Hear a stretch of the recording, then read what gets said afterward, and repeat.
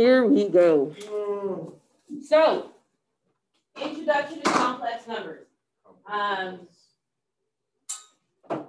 yeah, so complex numbers are what they are. Like I said, it makes things a little more complex.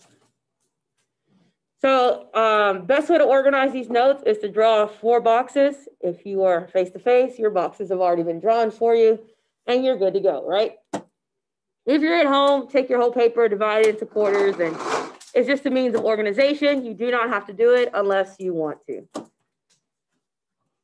All right, in box 1, we're going to talk about what is an imaginary number, okay? So an imaginary number is represented by the letter I. So I equals. So I represents the imaginary, and what I equals is when you have a negative underneath the square root. The square root of -1. So I equals the square root of -1. What this allows you to do is to rewrite this and solve the problem completely, okay? So this allows us to solve problems.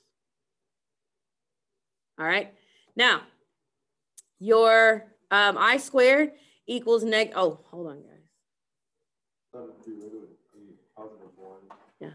All right, so when you have I squared equals -1. And the reason why I squared equals -1 is because when you have a square root,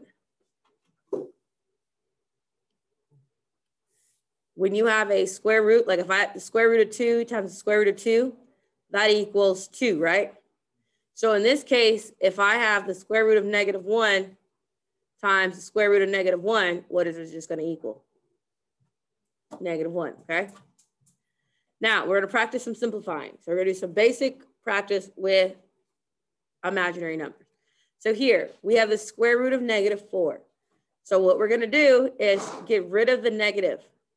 We get rid of the negative by putting an I in front, and now it just becomes I square root of 4.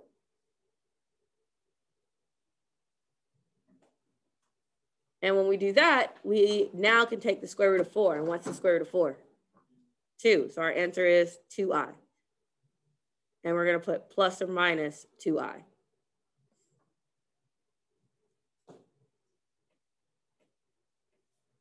Write that a little better. Plus or minus 2i. Was that terrible? Okay, let's try another one. What if I have the square root of -5? I put the I in front. And can I do anything with the square root of 5? No, so I just put plus or minus I square root of 5.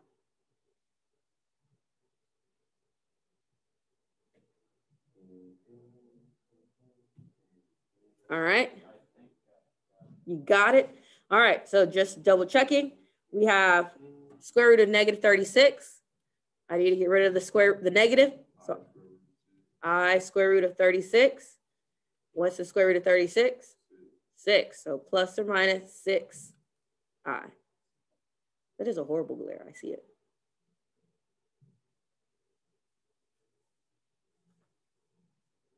That's box 1 though. That's pretty simple. I didn't make it better.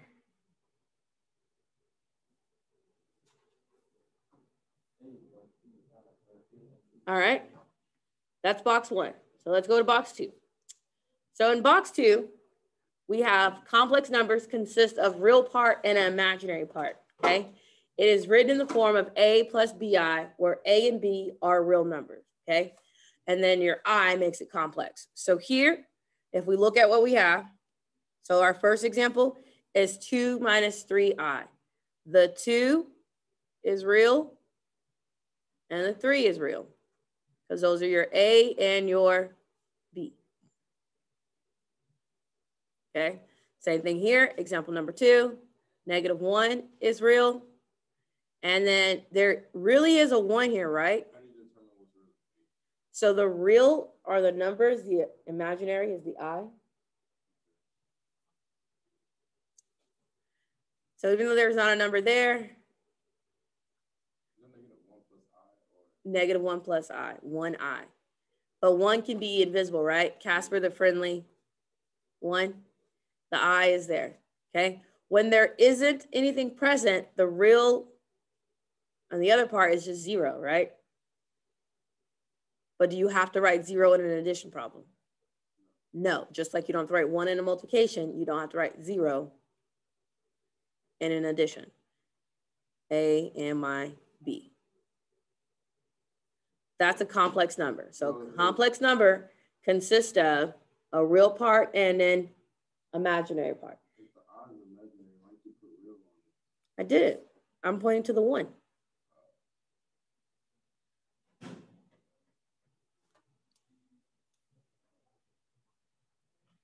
Easy enough?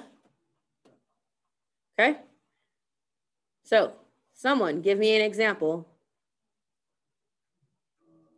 of a complex number. -2. Perfect. Complex number written. Cool? All right.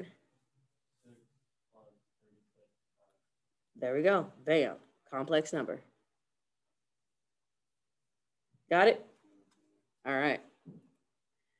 Now, adding and subtracting complex numbers. When we are adding or subtracting complex numbers, you're going to combine the real parts and then combine the imaginary parts, okay? So here we have 2i plus -4 minus 2i. So I'm going to rewrite this to combine my reals and my imaginary. So I'm going to use commutative and associative properties. So I have -4 minus 2i plus 2i, right? Combine the imaginary and the real. And that leaves me with -4 plus 0i, which equals just -4. If I have a -2 and a +2, what are they going to do? Become 0, right? All right, here, again, I'm going to combine reals together. But notice before I can do anything, just like before, I have to distribute the negative. And what happens when you distribute your negative?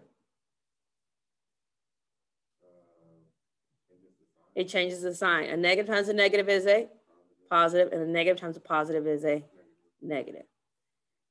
And now I'm going to combine my reals. I have 5 and 2, and 5 and 2 makes 7. I have 6i and -4i, and that makes 2i. So my complex solution is 7 plus 2i. How do you feel about adding and subtracting complex numbers? Exactly, no different than combining like terms. Perfect. When you're multiplying complex numbers, guess what? Same thing as if you would be just multiplying polynomials, right? You're still going to use distributive property or FOIL. So on the first one, we're going to distribute. 3i times 1 is? Would that be 6i squared? It would be 6i squared. And 3i times -2 is -6i squared. Now, what did we say I squared meant? I squared equals -1. So this is going to equal 3i minus 6 times -1. And what's -6 times -1? 6. So we have 3i plus 6. This isn't written in complex number order. So to have it most mathematically correct, we write it in complex order, which is just writing it as 6 plus 3i. And that would be your final answer.